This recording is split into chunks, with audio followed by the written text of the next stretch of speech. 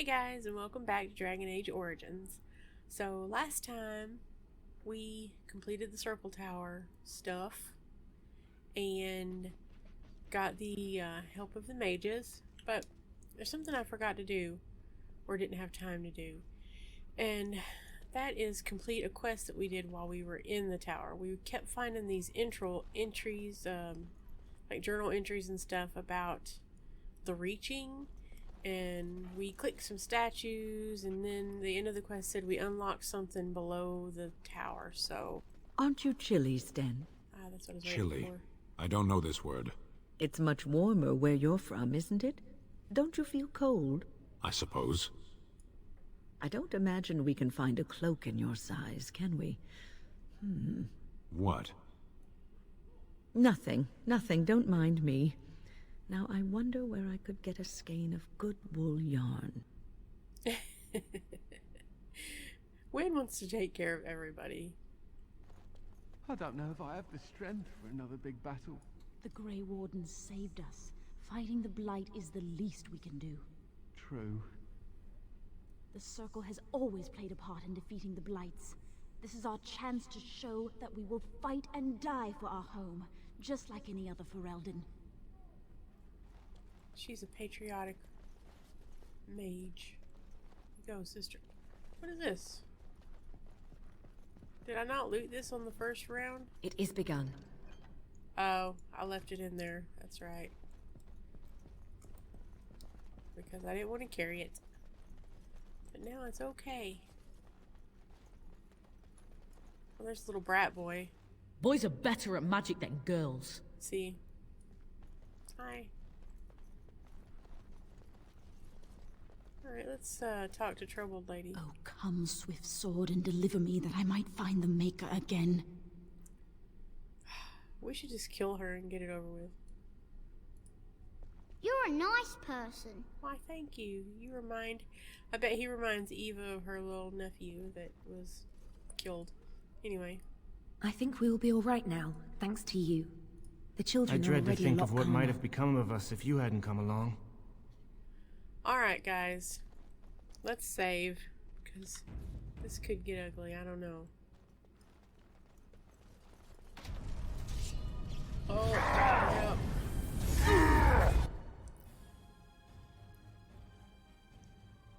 Alright, we got all the mages helping, so that's cool. And everybody's on him. Okay. Let's put I shall do it. Mark of Death on it. Don't give them the advice. Ow. Ow. Oh my goodness. Alright, Wynn. We need a group heal, darling. Thank you. And then we need to give Sten his own little heal.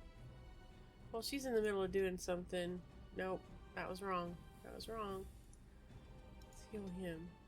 Heal Sten. Yeah. Is he dead? Good job, everybody.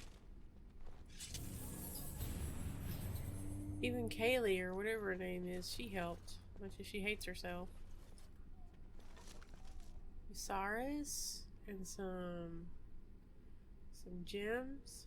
Okay, let's see what Usaris is. It's a sword of some sort. It is a great sword. Can Sten use this? Why, yes he can. Look at that, baby. Plus more damage versus dragons. Not that we have. Wow, that's big. Suits him. Alright, well that's the end of that quest. And now, guys, we can head back to camp. So I'll meet you there. Unless there's some kind of cutscene, then we'll come back for that. The Blight. How will you end it? Well, this is how we're welcome back to camp. Why do you ask? You say you are a Grey Warden. I have heard stories of this order. And what have you heard? Great strategists and peerless warriors. That is what we hear of the Wardens. So far, I am not impressed. Well, I'm not here to impress you, really, Sten. Evidently not. It remains only to see what you are here for. Huh. I guess if you get back in his face, he approves of that, so... yeah. Alright. We are back in camp. Yay. So... I think that I need to give some gifts, and then maybe chat with Wynne, because she's new and we haven't talked to her yet. So let me save just in case I give the wrong gifts. I'm very particular about that, you know. Okay, what do we have here? That goes to Wynne, but I'm not giving it to her yet. Somebody we don't have. Is this to Leliana?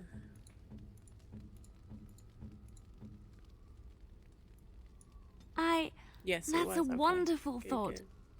I don't know what to say. Gonna hold on to that. Is that to her? Oh, how dear Yeah. of you. Thank you so much. Thank you so much. Okay, and I think, let's see, Wynne gets the wine. A generous gift. Yeah. Thank you ever so much. Is this a book? Yeah, and I think she gets that. A generous gift. Thank you ever so much. Awesome, awesome. Now these go to Leliana, I'm pretty sure. But I want to talk to her before I give some of this stuff away.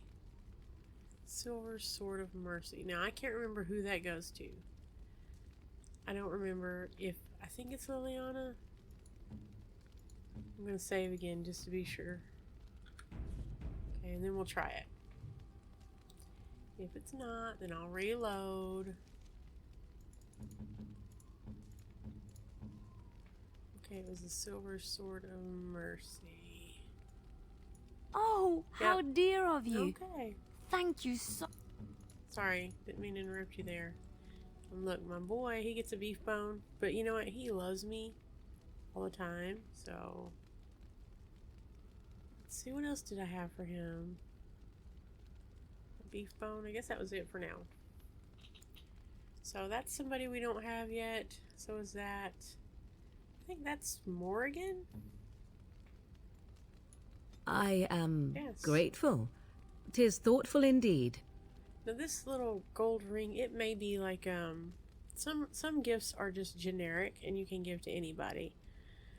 So I'm going to hang on to that. Along with a silver bracelet. Let's see. Okay, let's go talk to Wynne. I think we're going to be doing a little chatting in this episode. But it'll be fine. Oh, before I get started, whenever you help, like we helped the mages take care of their problem and got their support. So now we have a representative from that faction in our camp.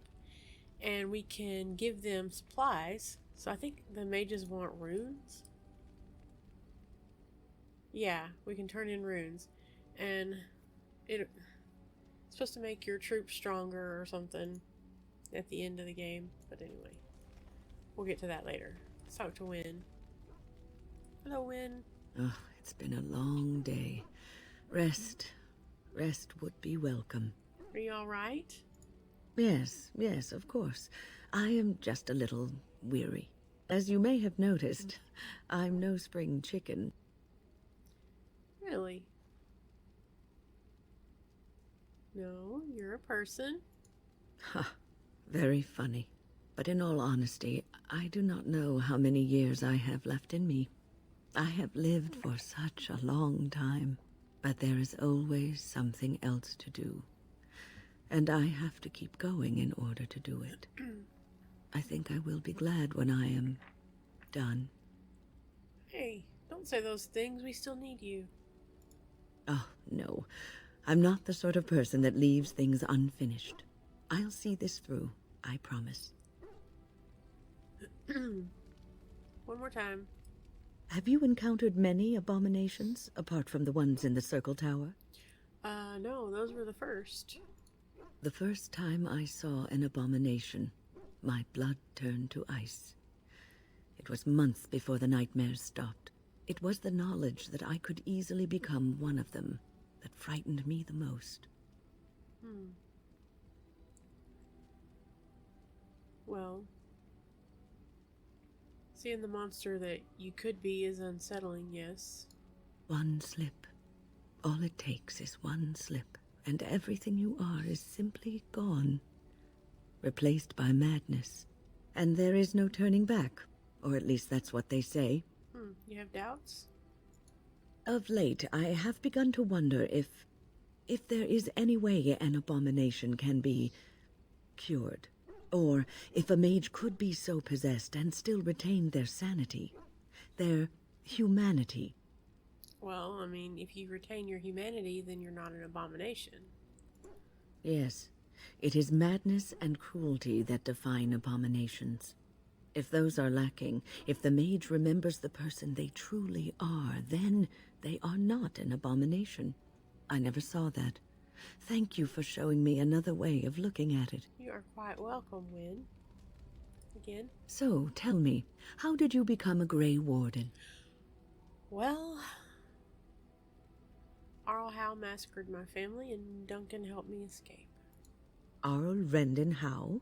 The Arl of Amaranthine? Why would he do such a thing to you? I'm the daughter of Bryce Cousland, Terran of Highever, and he wanted my dad's stuff. You are the last of the Couslands? I had no idea. My lady?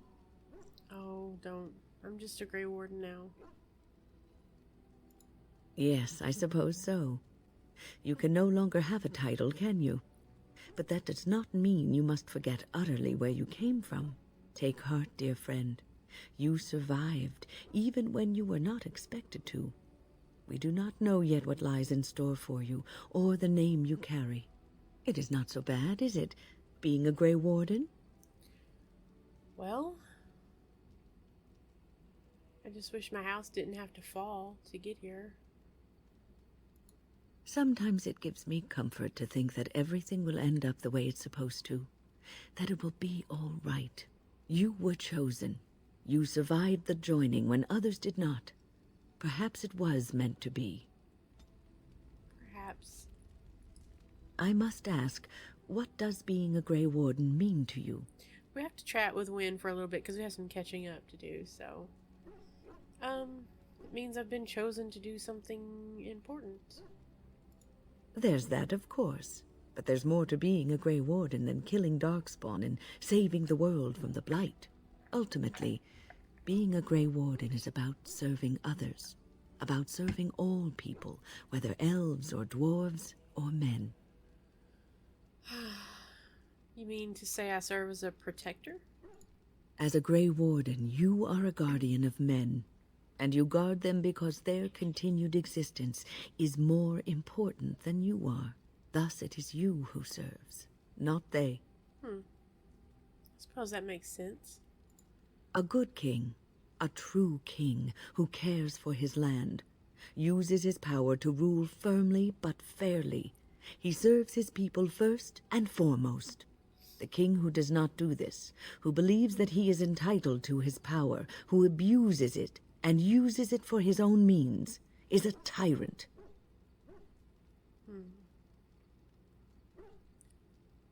If I'm strong enough to take power, then I deserve it. Okay, yeah, we're not going that route. So in a way, well, many kings are tyrants. And the country suffers for it. Yep. If you live apart from others, and your actions affect only you, then you may do as you wish. But if you have power, influence, and strength, your every action will be as a drop of water in a clear, still pond. The drop causes ripples, and ripples spread. Think of how far they will go, how wide they will become, how will they affect the pond. But I've lectured enough for today. I should stop before I wear out my welcome. I'll win. Your lectures are welcome. And I'm going to talk to you one more time.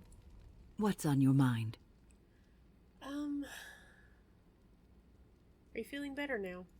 Oh, yes, and thank you for asking. I'm feeling much better today.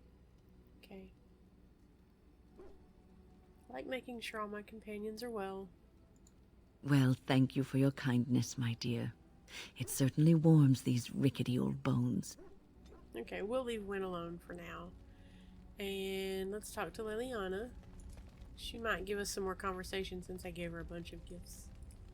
Have I ever told you I really like the way you wear your hair? No, I don't believe you have. It's very nice, and it suits you. Simple. Not like the elaborate hairstyles we wore in Orlais. They involved flowers, ribbons, jewels. One year, feathers were all the rage, and Lady Elise decided she needed to outdo everyone else, and actually wore live songbirds in her voluminous hair. The chirping was quite charming for a while, but you must realize, terrified little birdies often have loose bowels.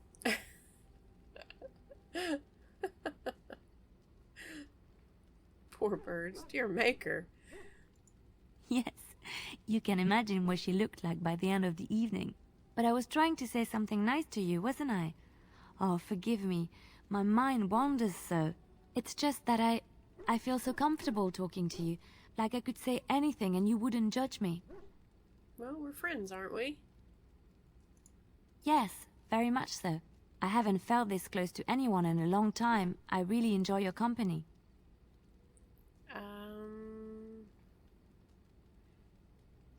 Well, you are a friend, Liliana. Treasured friend. Thank you. I am honored that you feel that way. Okay, well, that was kind of awkward, wasn't it, Ava? No. Let's look at something. I have a plan here for my romance options. Sten's not one of them, unfortunately. Seeing how much everybody likes me.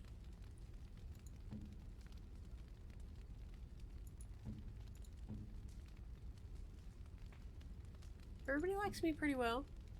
I mean, Sten's still neutral, but we're still working on him. He'll come around. Let's talk to Liliana one more time. Something I can help with? I'd like to talk to you about something. Wait, what would someone like you be doing in Lothering's Chantry? What is meant by someone like me? Well, I mean, you know, you just don't seem to belong in a cloister. Did you think I was always a cloistered sister? The Chantry provides succor and safe harbor to all who seek it. I chose to stay and become affirmed. And, why were you seeking safe harbor? The Chantry does not pride, and you should. I desired time apart from the world. I was a traveling minstrel in Orlais. Tales and songs were my life. I performed, and they rewarded me with applause and coin. And my skill in battle? Well, you pick up different skills when you travel, yes? Yes, of course. Let's move on. We're good friends, and then she's telling me I'm prying. I thought it was okay to ask these questions. Something I can help with? Yeah, I'm gonna bug you again. Yes? What's on your mind? So, you were a traveling minstrel. Do you have tales to share? Of course I do. I love stories far too much to keep them to myself. Everyone should be able to benefit from them, I think. Do you know any Ferelden legends?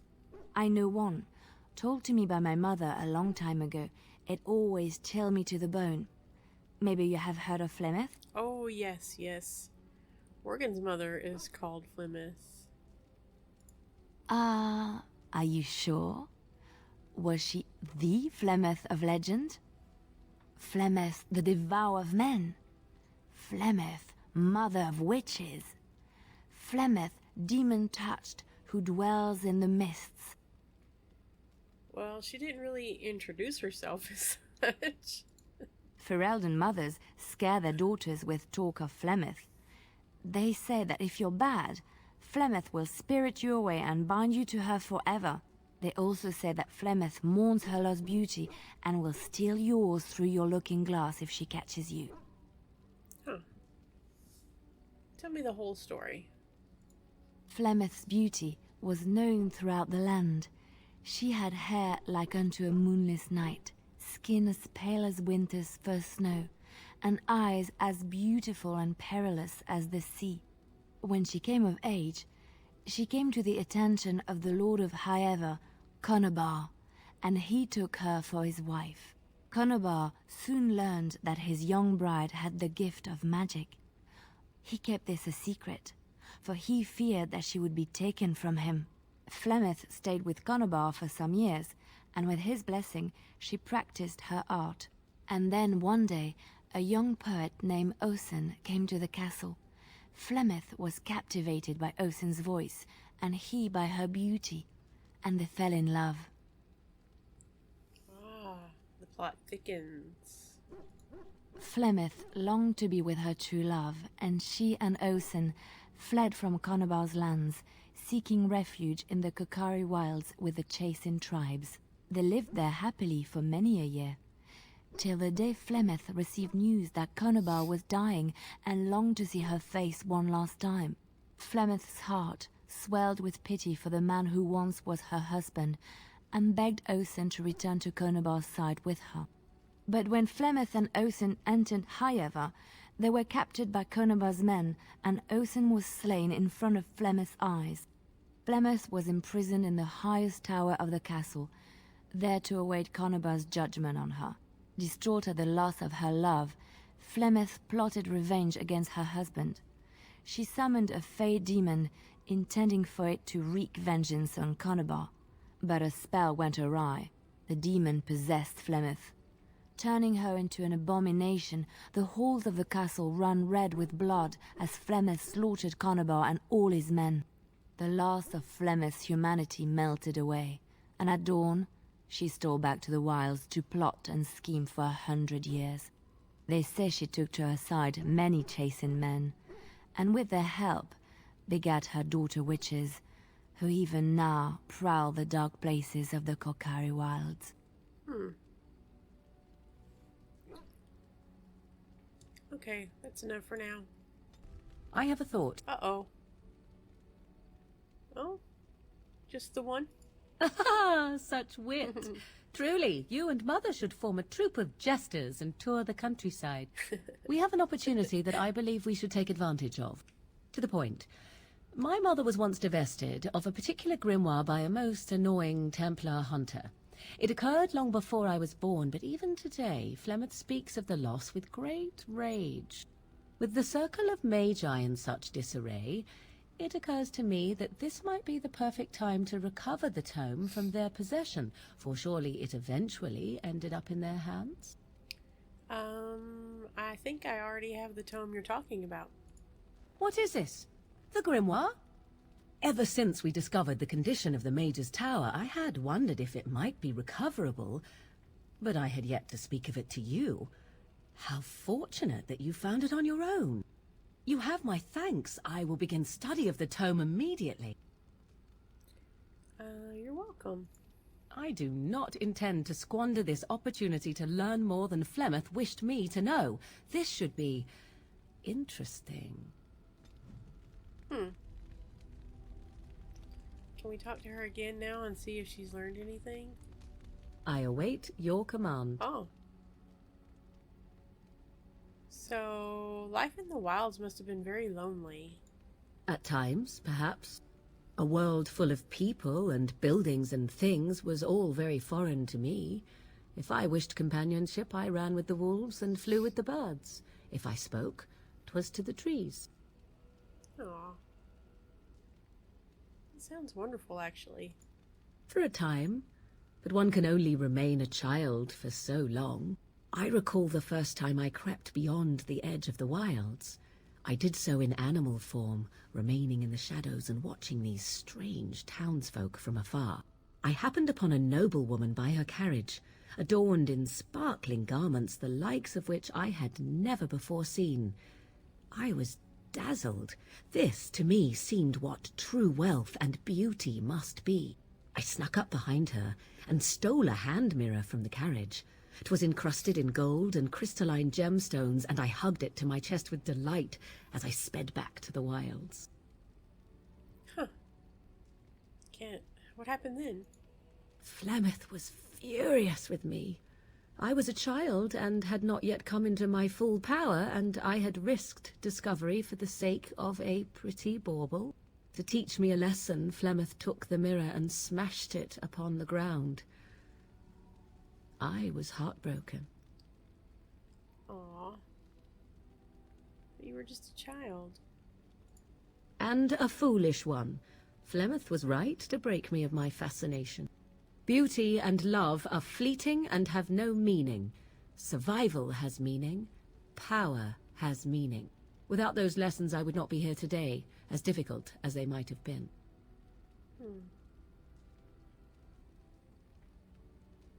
But you don't need to live that way any longer. Do I not? I am still an apostate mage, even if I have left the wilds. The Darkspawn are yet undefeated. No, there is much that remains. To return to your original question, perhaps my time in the wilds was indeed lonely, but such was how it had to be. I find myself at times wondering what might have become of the girl with the beautiful golden mirror, but such fantasies have no place amidst reality. Okay. Let's say you found Flemeth's tome and gave it to Morgan. She seems quite eager to start studying it, and Maker only knows what she'll learn from it. Okay, well, we'll leave her to that. We'll come back later. Let's talk to Sten.